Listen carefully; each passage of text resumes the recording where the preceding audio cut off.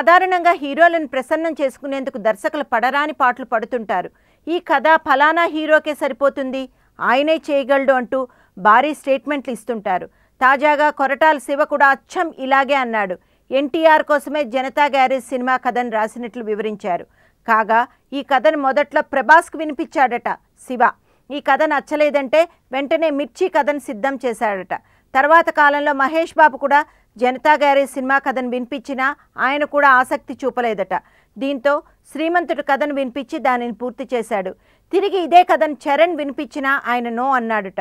దీంతో ఎన్టీఆర్కు వినిపించడంతో ఆయన ఓకే చేయడం, సినిమా పూర్తి అవ్వడం జరిగిపోయాయి.